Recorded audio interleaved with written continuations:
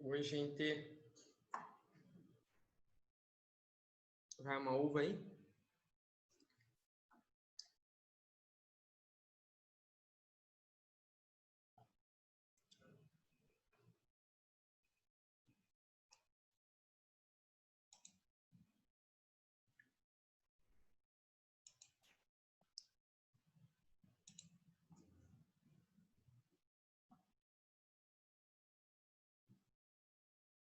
Oiê! Vocês querem uma uvinha? Bom dia. Tudo bom, Du? Tudo bem, e você? E eu tô bem. E essa voz rouca aí de quem acabou de acordar. Todos nós, né? Oi, Lavínia. Oi, Amanda.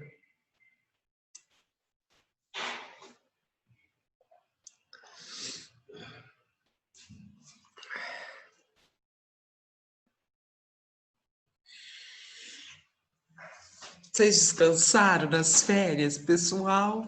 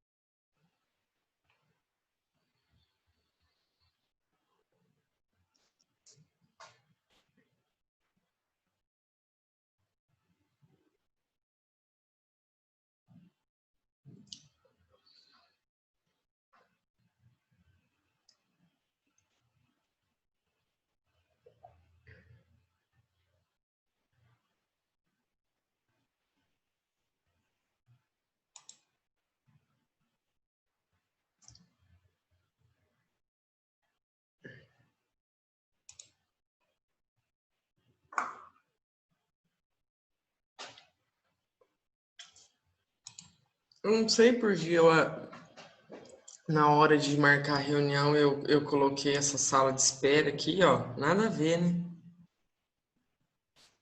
Nada a ver, pessoal. Aquelas coisas que a gente vai clicando, a gente nem sabe o que tá fazendo. É fazendo, é fazendo.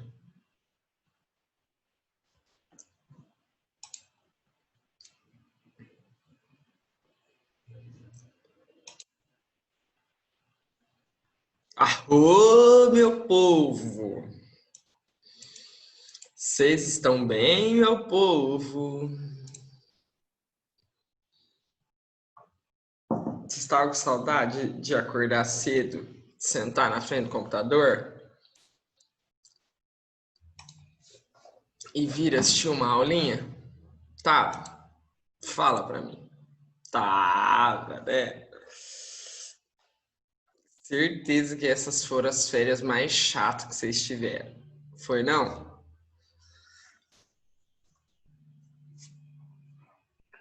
Foi ou não foi? Nossa, vocês estão Peraí, muito quietos.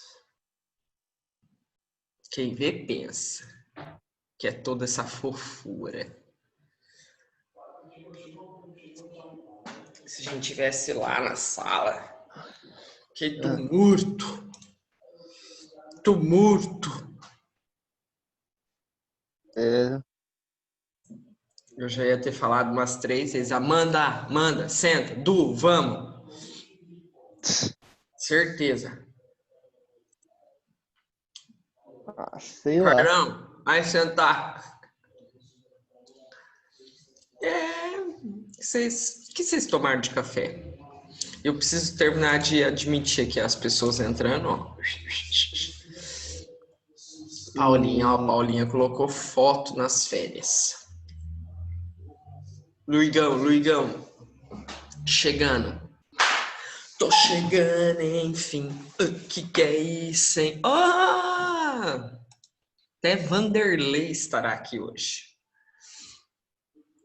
Presença ilustre, nunca dantes visto por aqui. Nas minhas aulas, não. Não, não, não, não. Não, não, não, não, não, não. Não, não, não, não, não, não, não. Não, não. Ô, meus queridos, o Vanderlei, tô falando que hoje temos presença ilustres sua aqui, porque nunca te vi por aqui. Nunca na história desse país, desde que começou a pandemia. Ó, queria primeiro dizer que estamos aqui com saudades, né? Iniciando o segundo semestre, quem diria que tudo seria assim, né, meu povo? E terceirão mais esquisito. Segundo semestre e nós estamos aqui firmes nas aulas remotas. E agora eu vou entrar na aula 14 da apostila 4, tá? Estamos acabando a aula de filosofia hoje, aula 14 da apostila 4, certo? Para quem precisa se ligar aí no que está acontecendo, eu estou na página 14 da apostila, estou na aula 14 da apostila 4, certo? People. Love's in the air. Não sei se vocês lembram, mas quando nós terminamos as nossas aulas antes das férias, nós estávamos falando sobre Immanuel Kant, certo? O cara que você precisa levar para o seu vestibular. Por quê? Porque Ciganinha disse for you, baby, que para a gente pensar o mundo ocidental, nós precisamos pensar em 3 figurões. Platão, né? Sócrates, Platão, não dá para a gente dissociar muito o pensamento socrático, Platão, mas Sócrates, Platão. Second, a filosofia cristã, né? O cristianismo e Kant. Não dá para a gente pensar no mundo ocidental sem pensar nessas figuras, ok? E aí eu disse para vocês que Kant faz um apelo lá no século XVIII para que nós saiamos da nossa menoridade, para que nós possamos atingir a nossa maioridade, né? Para que nós tentemos abandonar a nossa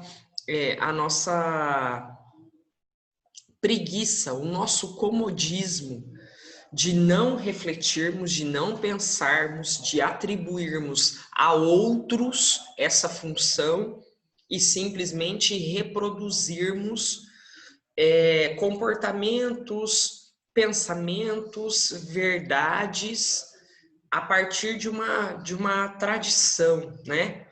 Acreditar que a tradição ela precisa ser sempre replicada é justamente negar a nossa capacidade maior, que é refletir, pensar acerca das coisas, certo?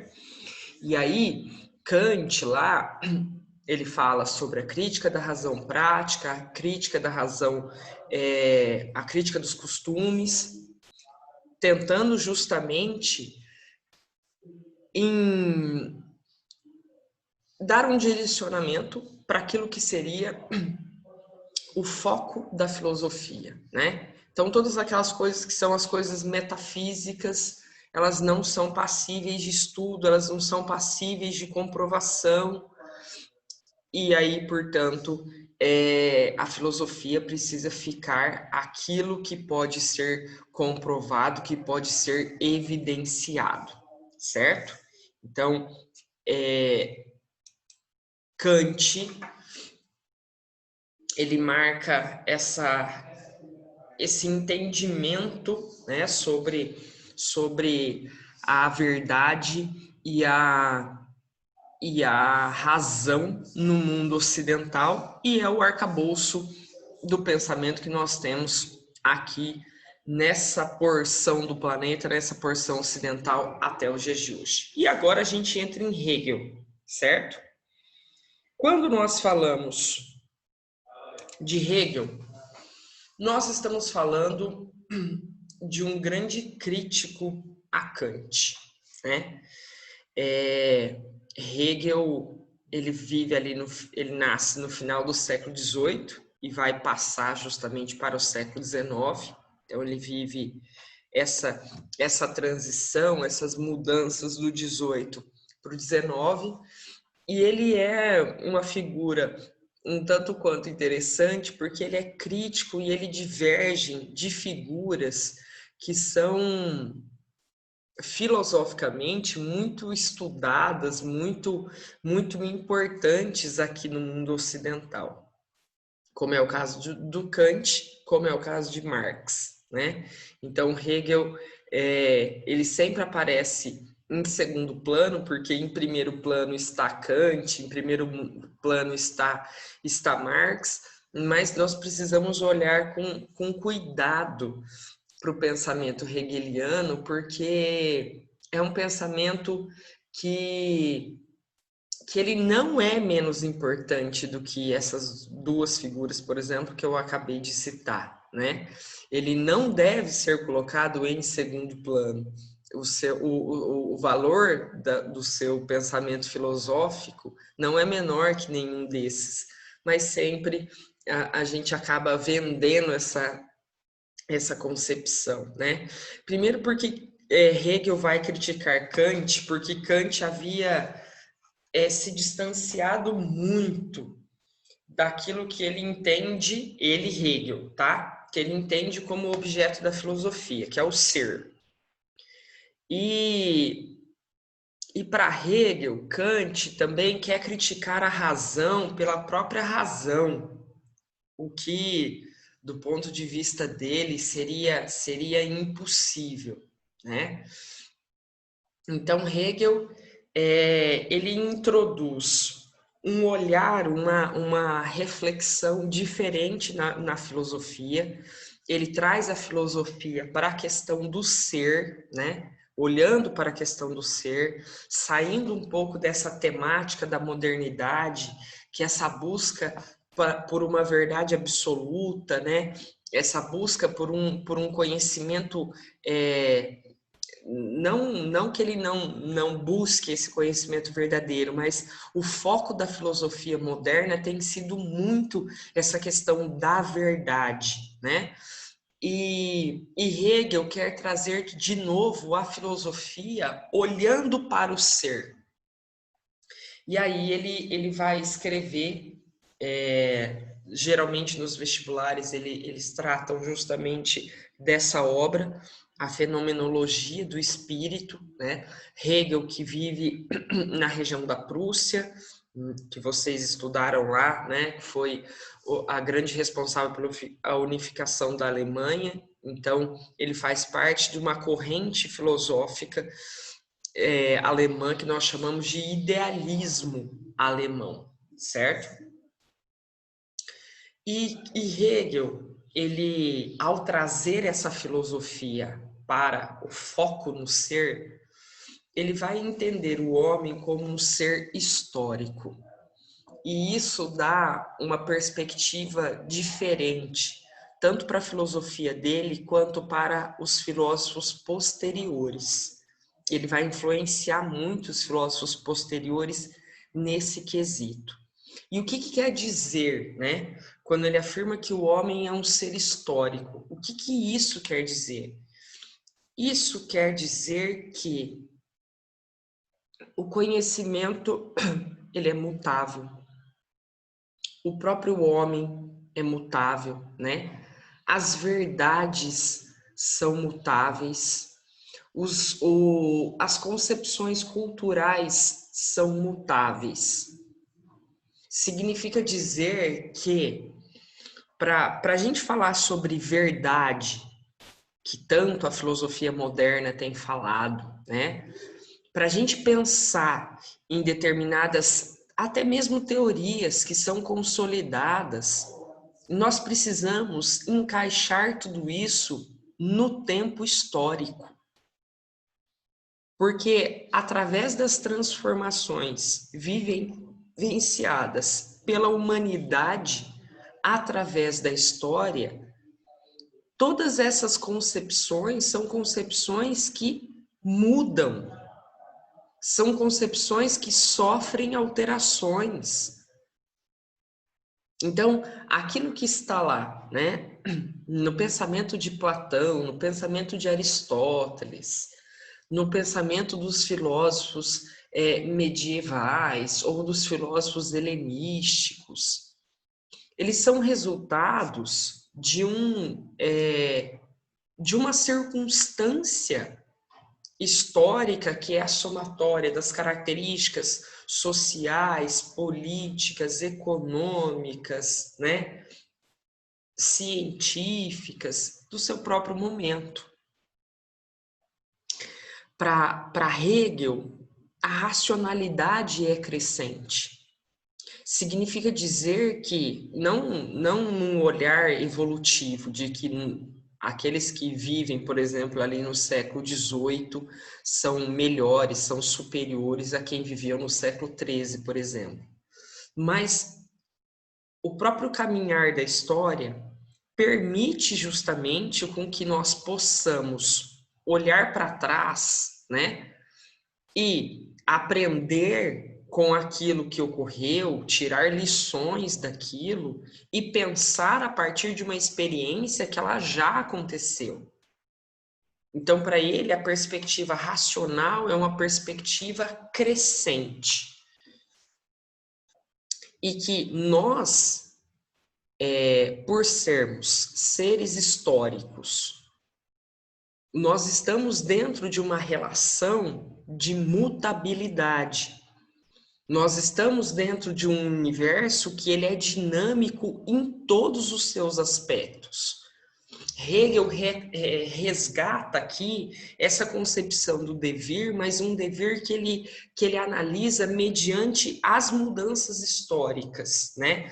Porque nós já falamos muito do devir lá quando a gente falava da filosofia pré-socrática, ou até no pensamento de Platão e Aristóteles, mas especialmente esse devir da filosofia pré-socrática é um devir muito vinculado à natureza, não é isso?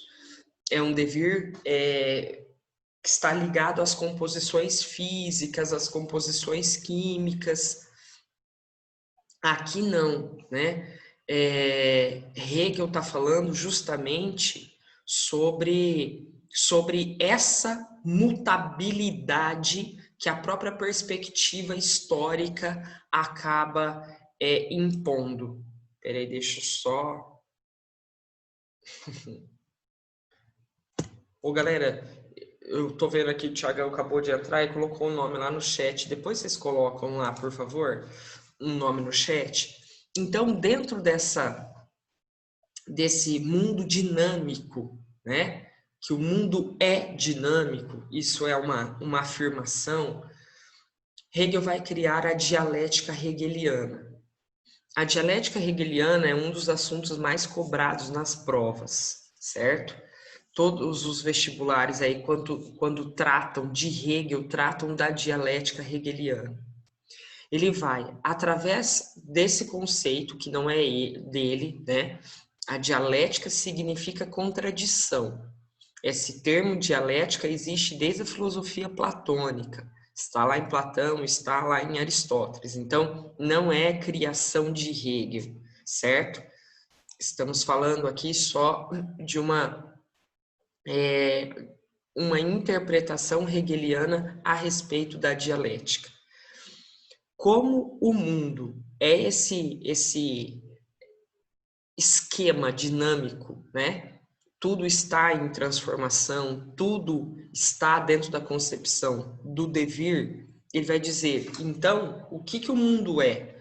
O mundo é a própria dialética. O mundo é a própria... Eu estava sem microfones. Acho que melhorou agora o áudio aí para vocês, né? Desculpa aí. O mundo é essa própria contradição.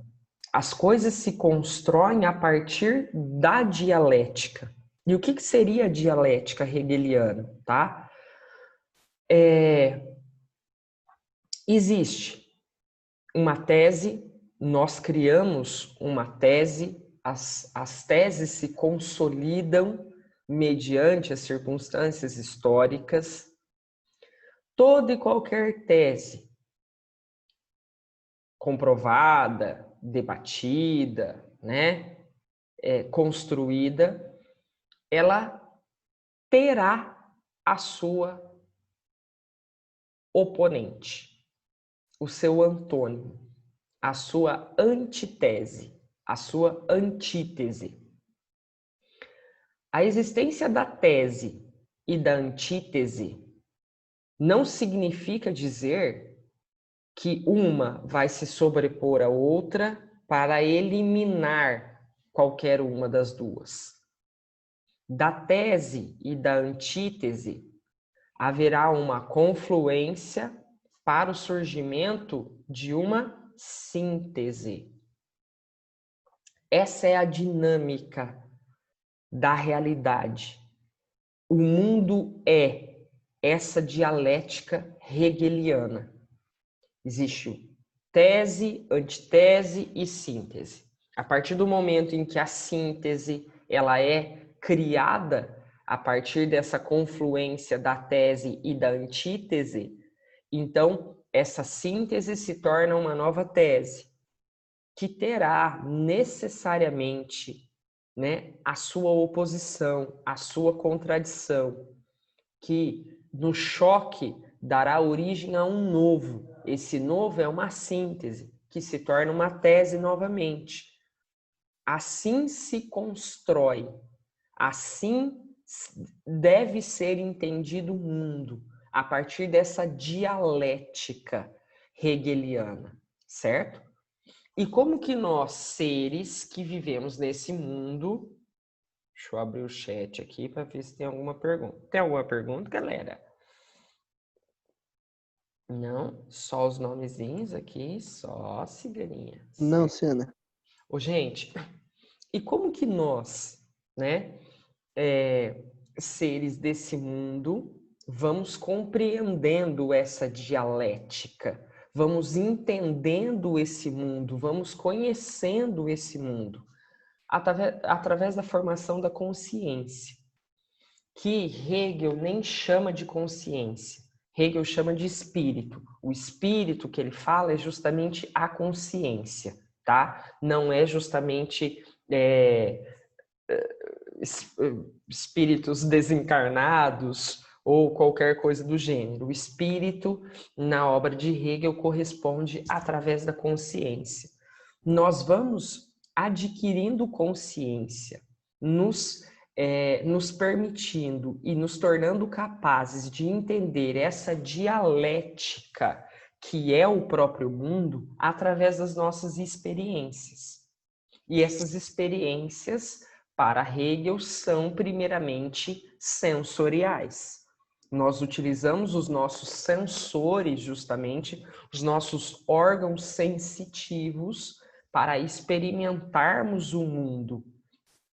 E a partir dessas experiências, nós vamos interpretando esses fatos, essas experiências, para ir entendendo essa dinâmica que é o próprio mundo. E essa consciência, ela vai passar por estágios. Kant e Hegel são importantes para outras disciplinas? São. Pensando nas ciências humanas como um todo, tá? E, inclusive, Kant, né, vai influenciar muito na física, vai influenciar muito na concepção matemática, certo? Hegel mais vinculado às ciências humanas mesmo. Existem estágios dessa consciência. Essa consciência, primeiramente, ela se dá através de uma tomada de conhecimento do que ele chama de ser para si. Quem já teve contato com algum bebê, né, vai entender que esse bebê com poucos meses, ele vai descobrindo as mãos, os pés, o bracinho, né, a perna. Então, primeiramente, nós vamos construindo uma consciência de que nós existimos. Lá na nossa mais tênue idade, nós construímos essa ideia. A partir dessa construção de que nós existimos, né, a partir dessa consciência do ser para si, o entendimento de que, né, eu existo, sou dotado aí, por mais que eu não entenda, de 2 braços, mas eu consigo observar meu pezinho. A partir dali, nós vamos tendo consciência dos outros. Nós vamos percebendo os outros. E na percepção dos outros, nós vamos distinguindo aquilo que é diferente da gente, né? Nós vamos tomando consciência da natureza, nós vamos tomando consciência dessa coletividade, nós vamos tomando consciência desse universo mais amplo, o que é um processo um tanto melancólico, o que é um processo muitas vezes infeliz. Infeliz porque justamente pelo processo do reconhecimento do outro, do entendimento e da dependência do outro para o nosso próprio reconhecimento. Tanto que Hegel chega a utilizar a metáfora do senhor e do escravo, para nós entendermos isso. O que significa essa metáfora do senhor e do escravo? Significa dizer que, vamos pegar, né, história do Brasil, o senhor de escravos, né, o senhor de engenho e os escravos. O senhor é visto como superior, certo? Só que ao mesmo tempo, para ele ser senhor, para ele se colocar nessa condição de superioridade, ele depende dos escravos. Há uma relação de dependência estabelecida entre o senhor e o escravo. A inexistência dos escravos não faria dele senhor. Então, por mais que ele está nessa condição benéfica, nessa condição de poder, nessa condição de posse sobre outros seres humanos, ele precisa desses seres humanos. É o que acontece nessa tomada de consciência do ser para o outro. Porque nós vamos entendendo, nós vamos criando identidade, nós vamos melhorando, nos capacitando, nos compreendendo de forma melhor através da existência do outro, através da existência da coletividade. E eu, embora seja, né, uma única indivíduo aqui na sociedade, eu dependo dos outros para o meu próprio reconhecimento. Existe uma relação de dependência. E da mesma forma que isso acontece com todas as outras coisas da natureza. E Hegel vai dizer, e isso é a fenomenologia do espírito, que esse reconhecimento do outro, ele passa pela minha interpretação. É a minha interpretação acerca das outras coisas, por exemplo. O reconhecimento do outro, da cadeira, o reconhecimento da mesa, o reconhecimento do potinho aqui, ó, que eu tava chupando uva, ele é fruto da minha interpretação acerca dessas coisas. Então, esse processo do conhecer é um processo que depende desse exterior de fato, né? Mas ele parte da minha consciência. Por isso que Hegel é considerado um idealista. Diferente de Marx, que nós já vamos chegar lá, tá? Que Marx é prático, Hegel é idealista. E saindo desse ser para o outro, nós chegaremos a esse espírito absoluto. O que seria esse espírito absoluto? O espírito absoluto é quando eu volto para mim, mas eu volto para mim não naquela experiência da busca do ser para si, mas eu volto para mim a partir da consciência que eu criei do ser para o outro. A partir do momento em que eu já me conheço, eu me reconheço nos outros, eu reconheço os outros e as outras coisas, eu tenho capacidade de ação sobre esse universo. Eu tenho capacidade de mudança, eu tenho capacidade de reflexão e alteração. Então, o espírito absoluto é quando eu já tomei consciência de tudo isso, me enxergo como parte integrante, mas mais do que parte integrante, eu me enxergo como um motor capaz de agir nesse universo estabelecido, certo? Deu para entender, meu povo? Alguma dúvida? Alguma dúvida, galera? Deixa eu olhar aqui. Deu, tranquilão, tranquilão. Ó, então tá bom. Então, segunda-feira nós estamos juntos novamente. 3 aulinhas de história, tá? Tudo pelo Zoom. Zoom, zoom, zoom, zoom. Eu espero vocês lá, beleza? Bom final de semana, bom começo de semestre. Fique com Deus. Aquele beijo. Tchau. Tchau, Pro. Tchau. Tchau, tchau, prof. Tchau.